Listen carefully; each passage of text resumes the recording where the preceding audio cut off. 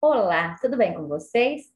Estou passando para deixar as orientações para as atividades que serão desenvolvidas nessa tarde. Isso tudo com o objetivo de que você separe o seu material que nós utilizaremos, tá? Para que você não se perca aí.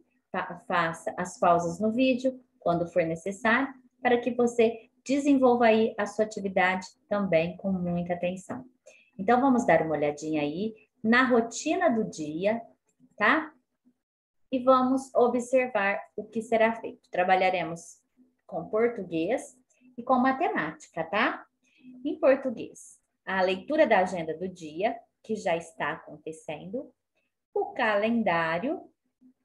A leitura dessa vez será feita pelo aluno. Então, conforme nós já combinamos, estarei enviando para vocês pelo WhatsApp, né, o nosso gibi, as histórias em quadrinhos.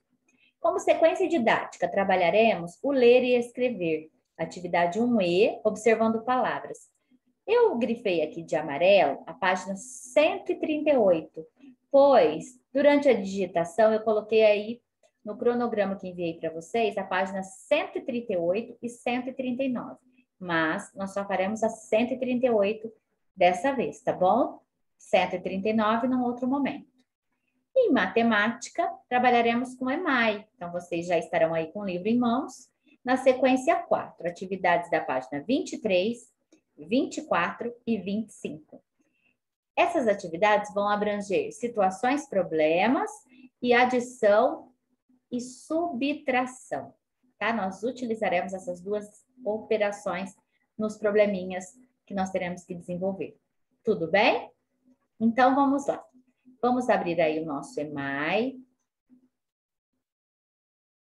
Na página 138. Então, abram aí. Nesse momento, eu quero pedir para vocês aí que vocês tenham em mãos o roteiro de atividades também. Por quê? Para que a gente faça essa atividade aqui, vocês vão precisar da primeira folhinha desta semana, tá? Eu fiz aí digitado para facilitar para vocês, porque nem todos os alunos têm acesso ao dicionário. Como nós não estamos em sala de aula, né? Nós estamos aí fazendo atividade de forma remota, então eu achei por bem descrever aí para vocês o significado, né, o sentido das palavras. Então, leiam as 3 frases a seguir, observando a grafia e o sentido da palavra destacada. Então, está em negrito, né? É a palavra em destaque. Letrinha A. E lá fora, a brincadeira de roda. Então, observe a grafia, tá? A escrita da palavra. B. Depois de serem enganados, os vizinhos foram à forra. Aqui, embora a escrita se pareça, mas aqui nós observamos que foram colocados 2 R's, tá? A pronúncia também é diferente. Letrinha C. Nada fora tão triste, nada fora tão triste quanto o destino daquela bruxa que enganava as crianças. Aqui a escrita é a mesma que a primeira, porém, quando nós falamos, nós emitimos o som de forma diferente. Aqui é ir lá fora, e aqui nada fora. Letrinha D. Qual a diferença sonora relativa ao som e de sentido entre cada uma delas? Então, eu quero que você separe aí a sua primeira folhinha, né, do cronograma, do segundo cronograma, tá? Que atividade é essa? Que folhinha é essa? Não é essa aqui. Mostrei errado aqui para vocês. Deixa eu localizar aqui. Vamos ver se é aqui. Isso. Nós vamos verificar. Olha só. Eu coloquei a data, mas a folhinha de vocês está sem, tá? Vamos primeiro aí dar uma olhada no calendário. Hoje é dia 18 de maio. Terça-feira, olha só. Maio é o mês de número 5. Então, hoje é dia 18. Então, é o terceiro dia da semana, porque o primeiro dia foi domingo, o segundo dia foi segunda, dia 17, e hoje o terceiro é 18, tá? Uma semana tem 7 dias. Estamos aí na terceira semana completa do mês de maio, tá? Ainda a próxima semana também será uma semana completa. Tudo bem? Então, vamos ver aí. A folhinha é essa aqui, olha, atividade 2, né?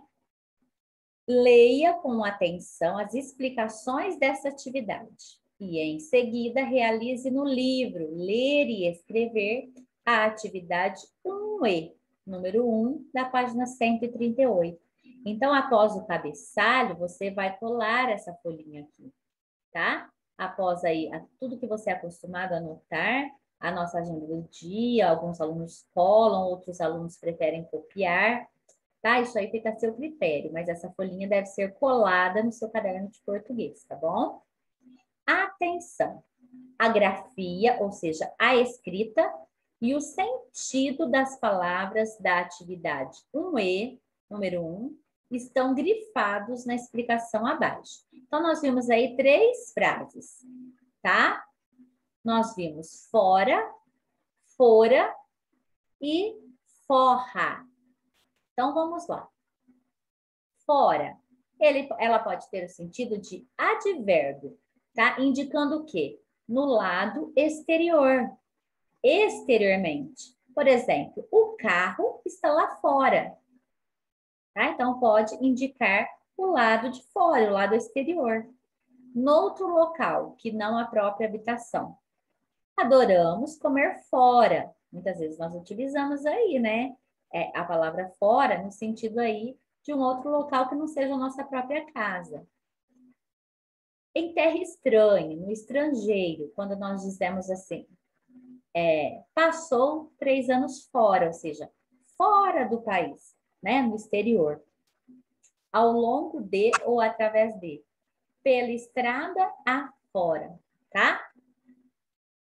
O fora também pode ser uma preposição, tá? No sentido de salvo, exceto, menos. No sentido, olha só a frase. Todos participaram, fora ele, né? Fora, uma expressão utilizada para expulsar alguém ou para exprimir reprovação ou rejeição. Então, muitas vezes é utilizado fora, né? Estamos aí usando de um termo para expulsar alguém, ou nós queremos demonstrar, né, que nós reprovamos ou rejeitamos tal comportamento, de repente um comportamento inadequado. Fora de moda, que já não se usa ou não é atual. Olha só, muitas situações nós podemos utilizar aí esse fora. Fora de si. O homem estava fora de si. Significa, o homem estava descontrolado, muito nervoso, muito alterado, né? Brasil coloquial, dar o fora, né? Então, vamos colocar aqui, olha, abre parênteses, e aqui um fecha parênteses, tá? No sentido de sair, fugir, escapar. Nossa, o garoto, depois que quebrou a janela, deu o fora. Ou seja, ele saiu, escapou, fugiu, saiu correndo, tá? O Brasil coloquial, uma linguagem mais comum, esse Brasil coloquial. Uma linguagem mais popular, tá? Brasil coloquial, dar um fora, né? Significa aí, tratar com desprezo, desdenhar, tá? Então, nós vamos colocar aqui, ó, dar um fora. Vamos abrir um parênteses e vamos fechar um parênteses. Dar um fora em. Quando nós queremos dizer aí de uma forma mais popular, se a gente diz assim, Marquinhos deu um fora em Joaninha. O que significa? Que eles namoravam e ele terminou com ela, sabe? Ele deixou ela de lado, desprezou, né? Também no sentido, sem participar em algo, tá? Vamos tirar esses 5 aqui. E sem saber de alguma coisa, tá? Nossa, eu dei um fora quando você fala algo assim, sem saber de algo, você diz alguma coisa e você não está sabendo de outra que ocorreu e você fica meio sem graça. A gente fala, nossa, puxa vida, eu dei um fora, né? De fora a fora, né? Significa de um extremo a outro, em toda a extensão. Se nós dissermos assim, o Brasil de fora a fora tem regiões excelentes, né? Então, nós estamos aí dizendo que em toda a extensão brasileira, né, todas as regiões são boas, tá? Podemos também usar por fora, do lado exterior, exteriormente, tá? O pão estava ressecado por fora, ou seja, a parte de fora, né? O lado exterior, tá? Não incluído no habitual. Fora também pode ser usado, não incluído no habitual. Nossa, ele está por fora da conversa, ou seja, aquela conversa, a outra pessoa não faz parte, ela não entende ali daquela conversa habitual, né? Então, ele está ali perdidinha. Fora, forma do verbo ser. Aqui, nós mudamos a pronúncia. Fora é uma forma do verbo ser. Primeira pessoa do singular, do pretérito mais que perfeito do indicativo. Nós vamos estudar isso nos verbos, tá? Eu fora. Já a terceira pessoa do singular do pretérito mais que perfeito. Ele, ela, você fora. Está mostrando aí a primeira pessoa do singular, tá? Do pretérito mais que perfeito do indicativo. Eu fora. Quando nós nos referimos à terceira pessoa do singular, né, do pretérito mais que perfeito, pretérito mais que perfeito do indicativo, né? A terceira pessoa do singular, ele, ela ou você, tá? Então, nós vamos estudar isso nos tempos verbais, para que vocês entendam o que é pretérito perfeito, pretérito mais que perfeito, tudo bem? Agora, vamos aí com forra. Então, mudou-se a pronúncia. Eu coloquei aqui o O, para que você saiba que aqui significa forra. É o feminino de forro, livre, alforriado, tá? Nome feminino, forra, um substantivo feminino. Então, no Brasil, quando nós utilizamos aí uma linguagem mais informal, né, nós também utilizamos aí a pronúncia desforra, né, que significa o quê? A vingança em relação a algo ou alguém, tá? Então, atividade 3. Estudar a explicação do verbo antes de fazer a 1F número 1, usando o R do livro Ler e Escrever. Bem, vocês já perceberam que em algumas situações aqui eu mencionei a respeito de verbos. Talvez não tenha ficado muito claro para você, mas à medida que nós formos discutindo aí a respeito da atividade, acredito eu que vocês irão compreender. Então, vamos dar uma olhada no ler e escrever, para que não fiquem dúvidas, tá? Então, vamos dar uma olhada aí. Nós já vimos aí qual a diferença, então você vai explicar a diferença sonora e de sentido. Então, você vai aqui responder, tá? De uma forma resumida, tá? O que significa, no caso aqui? Fora, né? E lá fora, Esse fora, então, você vai basear aí na folhinha que eu te falei, que eu te mostrei, e vai escrever aqui. Depois de serem enganados, os vizinhos foram à forra. O que seria isso? Né? Olha, eles foram enganados. Depois eles resolveram ir à forra. Seria o mesmo que a desforra? O que seria essa desforra? Né? O ato do quê? Né? Que ato eles cometeram? E nada fora tão triste quanto o destino daquela bruxa que enganava as crianças. Tá? Que está ligado ao verbo. Então, você vai responder aqui, um em cada linha, tá bom?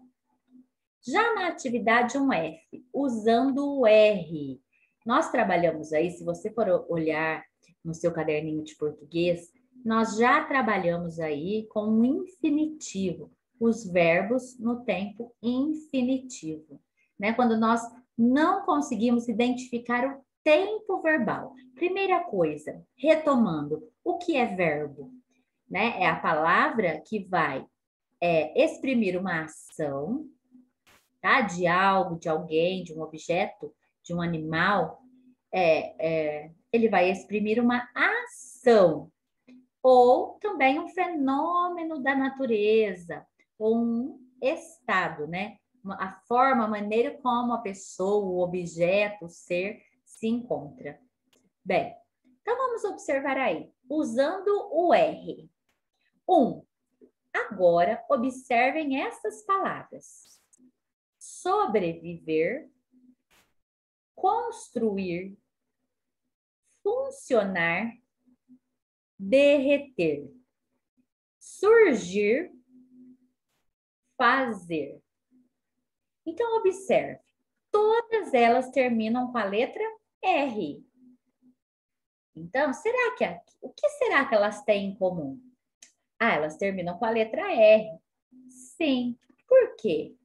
Né? Vejam as palavras a seguir e pensem em como escrevê-las, de modo que também terminem com a letra R. Então, nós vimos na semana anterior que os verbos, quando eles estão no infinitivo, eles também terminam com a letra R. Então, vamos pensar. Quando eu digo comer, não, se eu digo eu comi uma fruta ontem, né? O comer é uma ação, né? Eu comi é uma ação de comer.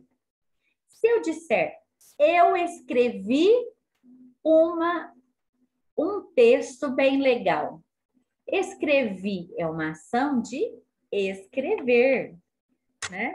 Quando eu digo assim, e eles beberam Coca-Cola bem gelada, né? Eles beberam, eles tiveram a ação de beber. Então, observem, né? Essas palavrinhas aqui, sobreviver, construir, funcionar, derreter, surgir e fazer, são palavras que estão indicando verbos. E os verbos, nesse caso, estão no infinitivo, pois terminam com a letra R, tá? Então, agora vocês vão observar essas palavrinhas.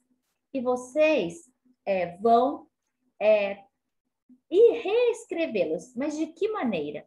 De um modo que elas terminem com a letra R, né? Então, eu tenho que transformar ela em verbo. Na verdade, elas já são verbos. Mas eu quero transformá-las no verbo, no infinitivo, tá?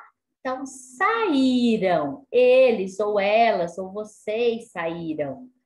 Como é que eu transformo em verbo? Qual foi a ação que eles tiveram? Saíram. A ação de sair. Então, vocês vão escrever sair.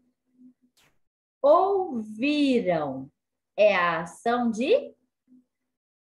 É isso aí que você pensou. Acharam. É a ação de...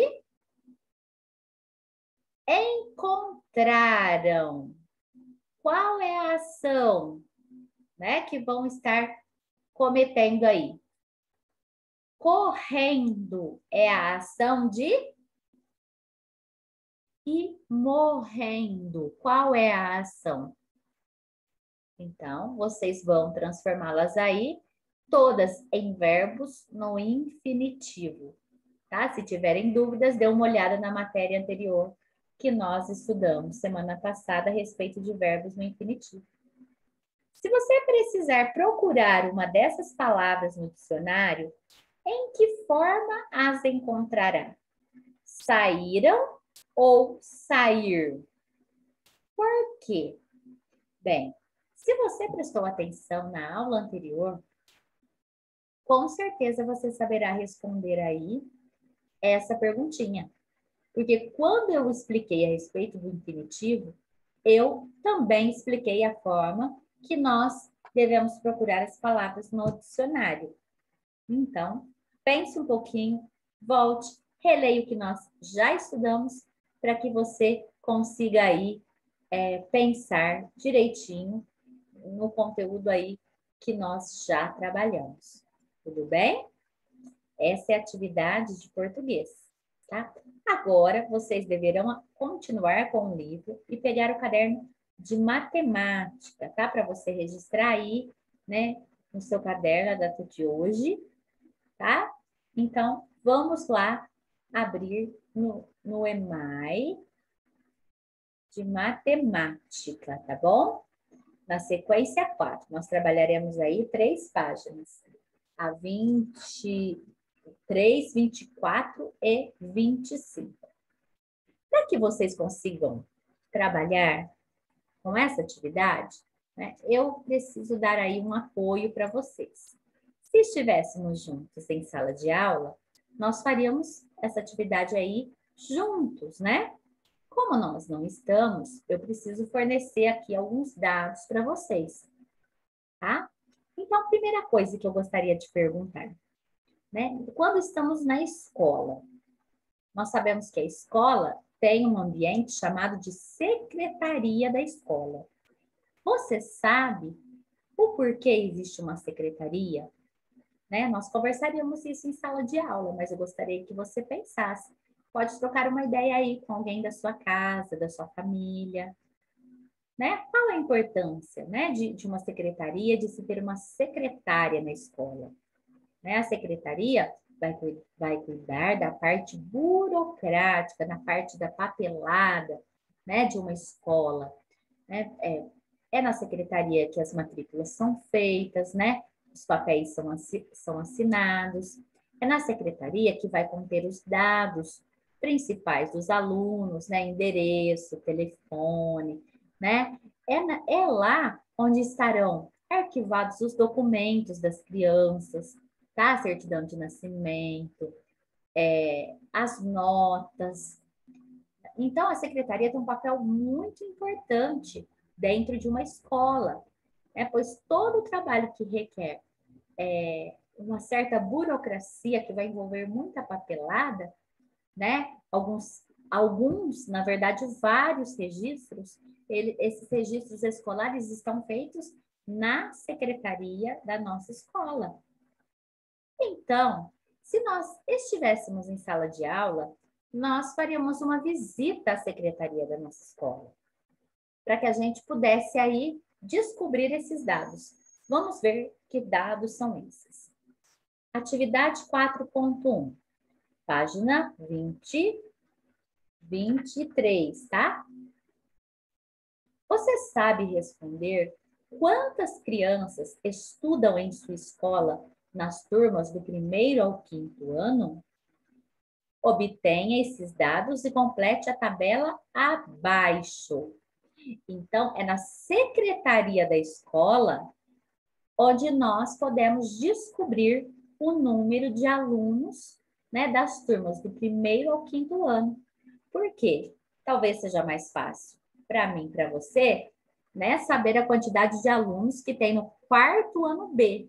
Mas nós temos também o 4º ano A, né? Então, e as demais turmas? Então, nós podemos descobrir isso tudo com o auxílio da nossa secretária, né? Então, nós vamos aí. Alunos dos anos iniciais da minha escola. Então, a nossa escola, na verdade, ela tem desde a pré-escola.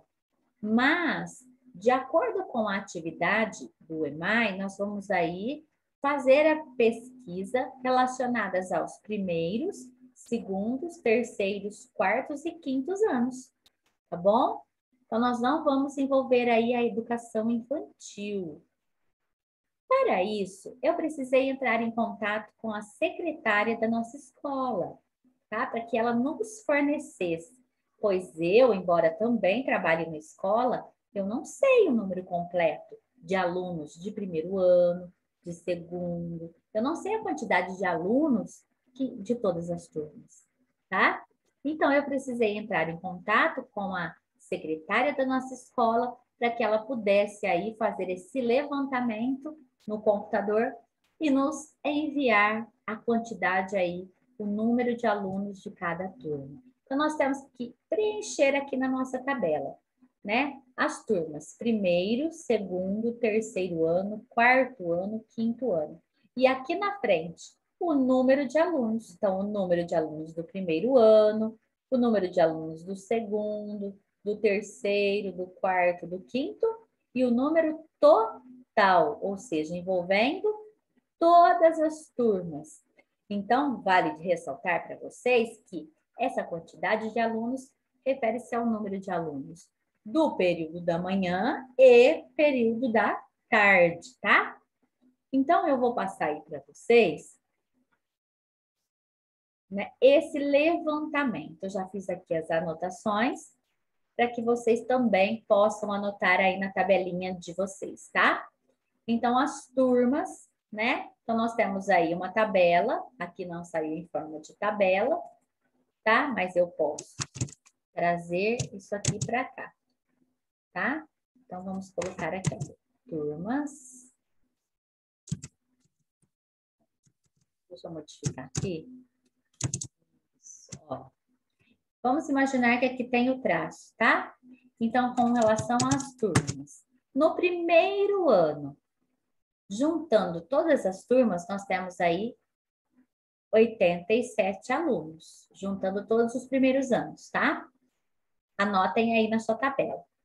Segundo ano, os segundos anos da escola, somam-se aí 72 alunos.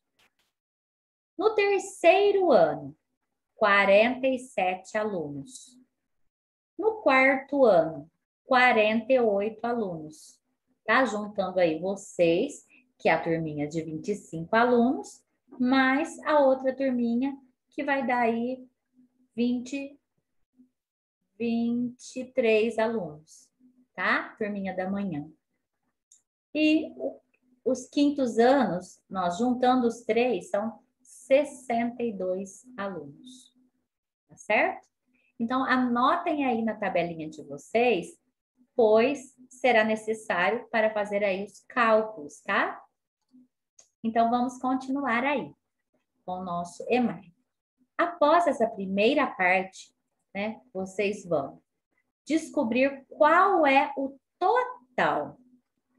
Se eu tenho uma quantidade no primeiro, outra quantidade no segundo, outra no terceiro, outra no quarto, outra no quinto, como é que eu faço, pessoal, para descobrir o total? Então, pensem aí e calcule aí a operação que vocês acreditam ser a operação usada para se descobrir o total. Bem, 2. Não, primeiramente aqui, ó, fonte, Secretaria da Escola. Então, foi a secretária da nossa escola que nos forneceu essas informações, tá? 2. Com base nessas informações, responda a qual das turmas tem mais alunos? Então, agora você tem que verificar, né? Você já tem o número de todas as turmas, tá? Na verdade, o número total do primeiro ano, o número total do segundo, do terceiro, quarto e quinto. Então, qual turma, primeiro, segundo, terceiro, quarto ou quinto, tem mais alunos? É claro, nós temos que observar o maior número. Então, Faça isso e responda aqui, tá? B. Que operação você realizou para achar o total de alunos? Então, que continha é essa que você fez? Tá? Não é simplesmente colocar mais ou menos. É importante que você saiba usar o termo correto, tá? Quando nós trabalhamos com a continha de menos, nós dissemos que trabalhamos com a subtração. Quando nós trabalhamos com a continha de mais, né? A gente diz que a gente trabalha com a adição. Então, usem aí os termos corretos, ok? C. Qual a diferença entre o número de alunos do quarto e do quinto ano? Então, quando vocês observarem aqui na tabela de vocês, já preenchida, vocês vão concluir aí que o quarto e os quartos e quintos anos têm um número diferente, tá? De alunos. Então, vamos dar uma olhadinha aqui, tá? Vocês já terão aí na tabela. Mas, nós verificamos aqui, olha, que o quarto A e o quarto B têm 48 alunos, certo? Enquanto que quintos anos, quinto A, quinto B e quinto C, tem aí um total de 62 alunos. Então, qual é a diferença? Então, observe aí. Para calcular a diferença, eu tenho que saber quem tem mais, quem tem menos, para que eu saiba o quê? A diferença entre o número de alunos, tá? Então, que operação vocês vão utilizar para descobrir, para comparar essa quantidade aí, né? 62 alunos nos quintos anos e 48 alunos nos quartos anos. Pense bem, eu acredito que você já sabe como é que você vai fazer, tá? Então, vamos voltar aqui. Que operação você realizou para obter esse resultado? Você pode aí utilizar, tá, os espaços aqui para você fazer os cálculos, tá? Inclusive, eu até prefiro, porque quando você fotografar aí para me mandar a resposta, já vai aparecer a continha. Olha, pode fazer a B aqui, a C do lado de cá, tá bom? Que operação? Foi a adição ou foi a subtração? Então, pense bem antes de trazer a resposta. Calcule, se for necessário, apague, faça novamente. O importante é que você, ó, bote a cabecinha para funcionar. Na sequência, na página 24, nós temos aí atividade 4.2. Então, trabalharemos com situações problemas. Um grupo de crianças aprendeu a jogar bafo, antiga brincadeira com figurinhas. Você conhece o jogo de bafo? Se você não conhece, converse aí com algum familiar seu, já adulto. Com certeza, alguém saberá lhe explicar como é que era esse jogo, né? Era muito utilizado, né, alguns anos atrás nas escolas. Então, se você não conseguir falar com alguém, na internet você vai ver aí como é que se dava esse jogo, quais eram as regrinhas para se jogar o jogo de bafo, tá? Animados com o jogo, propuseram algumas situações para serem resolvidas usando apenas o cálculo mental. E aí, você é capaz de usar a sua mente? Você gosta de fazer cálculos mentais? É um excelente exercício para sua memória e seu raciocínio. Então, mãos à obra, ou melhor, cérebro à obra. Vamos resolver essas atividades.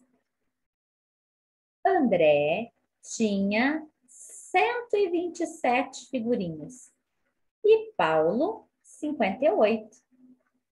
Quantas figurinhas tinham os dois juntos? Então, pense aí, de que forma você poderia calcular aí mentalmente, né, essa situação problema? Então, diz que o André tinha 127 e Paulo 58. Quer saber quanto os dois tinham juntos? Pense aí de que forma você pode calcular usando o seu raciocínio lógico. Na letrinha B, Rubens tinha algumas figurinhas. Olha, não disse aqui a quantidade, disse que ele tinha algumas. Ganhou 15 no jogo e ficou com 142. Aliás, com 142, que são figurinhas. Então, ele tinha uma quantidade, ele ganhou mais um pouco, e aí ele totalizou 142 figurinhas. E aí vem a pergunta: quantas figurinhas ele possuía? Então, e agora, pessoal? Vamos botar a cabecinha para funcionar. Se nós sabemos que agora ele tem 142, né, e que ele ganhou 15, como que eu faço mesmo para descobrir quantas figurinhas ele tinha logo no início? Pense um pouquinho. Eu tenho certeza que você vai descobrir. Ainda que seja necessário você fazer algum desenho para tentar aí mostrar aí como é a forma que você pode calcular. Pense, hoje ele tem 142, porque ele ganhou 15. Então, quer saber quanto ele tinha anteriormente? Bem, vamos aí para C. No início de um jogo, então diz aí, no início, Luara tinha algumas figurinhas, a mesma situação. Não disse para nós quantas, disse que ela tinha algumas. No decorrer do jogo, ela perdeu 12 e terminou com 73 figurinhas. Então, olha, ela tinha uma quantidade de figurinhas e ela foi jogando bafo, né? Depois ela perdeu 12 e ainda ficou com 73 figurinhas. Quantas figurinhas ela tinha no início?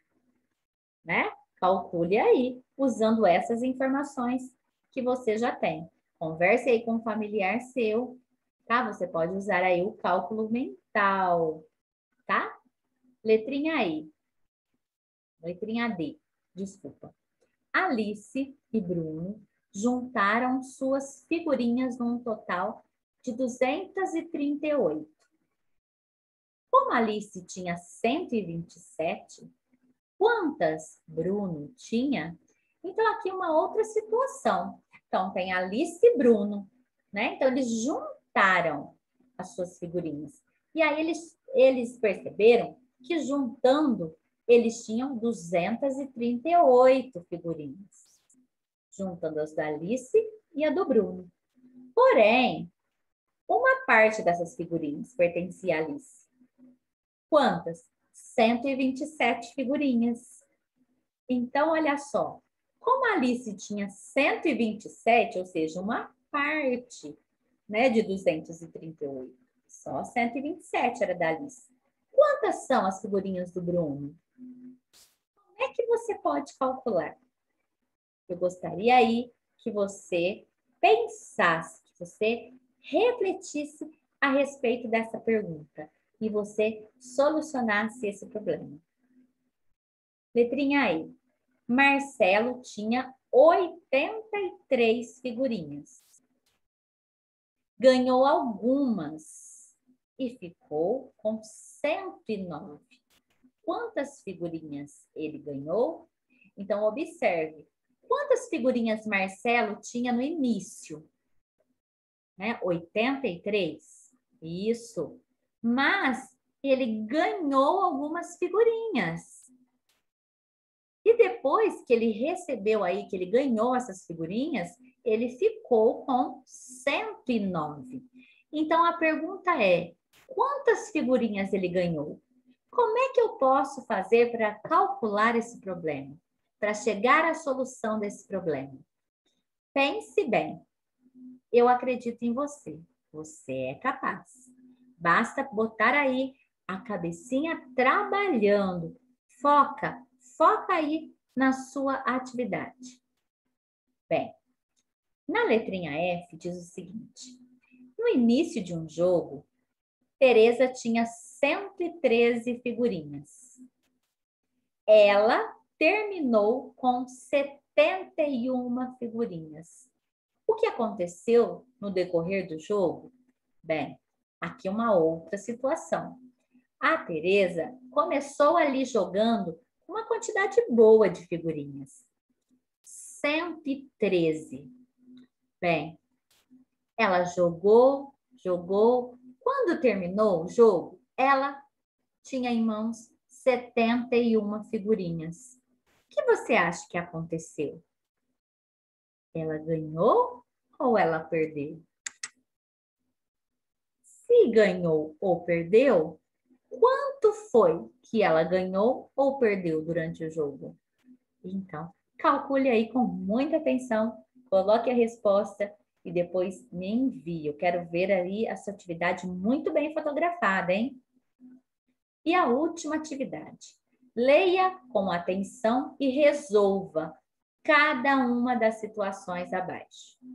Depois compare os procedimentos e as respostas com os de um colega. Bem, essa parte aqui, pessoal, fica complicada agora, já que nós estamos aí fazendo as atividades, cada um na sua casa, tá? Se nós estivéssemos em sala, nós poderíamos aí comparar, né, a forma de resolver e as respostas. Claro, isso não impede, se você tem um colega, uma colega, né, e você conversa com ele pelo WhatsApp, então você pode aí estar comparando com as do seu coleguinha. Eu costumo dizer para vocês que o importante é a gente colocar o nosso cérebro para pensar, tá? O nosso cérebro é uma máquina, mas nós precisamos utilizar o nosso cérebro. É muito importante, tá?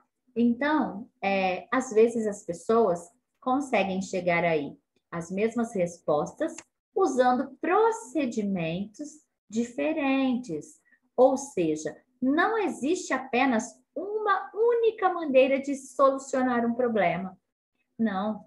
Às vezes existem várias maneiras, tá? E todas elas, né, chegam à mesma resposta. Então, vamos lá. Numa escola, há 312 meninos e 217 meninas. Quantos alunos há nessa escola? Olha, esse A é com H, é no sentido de existir, ter, existir. Então, se nessa escola tem 312 meninos e 217 meninas, quantas crianças estudam aí nessa escola? Então, calculem e coloquem a resposta, tá? Num campeonato estudantil, ou seja, num campeonato entre estudantes, havia 426 atletas inscritos. No último dia, inscreveram-se outros 147. Qual o total de atletas participantes desse campeonato? Então, haveria lá um campeonato entre estudantes. Então, eles receberam 426 inscrições, tá? Só que no último dia, alguns outros, né, inscreveram-se. Quantos? 147. Então, verifiquem aí qual o total de pessoas foram inscritas neste concurso, neste campeonato. Então, pense aí, é muito fácil. Em outra escola, há 432 alunos. Olha, agora a gente está descobrindo aí o total de alunos. Numa escola, há 432 alunos. Sendo que, olha só, uma parte, 229 são meninas. Então, no início eu soube a quantidade total, reunindo meninos e meninas. Agora eu sei que 229 são meninas. Como é que eu faço para descobrir quantos são os meninos? Pensem um pouquinho. Se você sabe o total e você sabe a quantidade de meninos, de meninas, é fácil você descobrir qual a quantidade de meninos. Pense aí numa forma bem fácil de você resolver essa questão. Na escola de Luísa, havia 678 alunos matriculados no ano passado. Vamos de novo. Na escola de Luísa, havia 678 alunos matriculados no ano passado. Neste ano, foram matriculados 127 e saíram 95. Quantos alunos há na escola este ano? Então, observem, né? Nessa escola aí, a escola de Luísa, no ano passado, então, já haviam matriculados 678 crianças. Só que esse ano eles matricularam, né, outras crianças. Quantas? 127. Porém, né, saíram algumas crianças. Quantas? 95. Deixaram de estudar nessa escola. Então, a pergunta é: quantos alunos há na escola este ano? Bem, aí é com vocês. Acredito que se vocês lerem, relerem e pensarem, né, vai ficar bem fácil para solucionar esse problema. 2. Elabore com seu colega. Agora vai ser com algum familiar.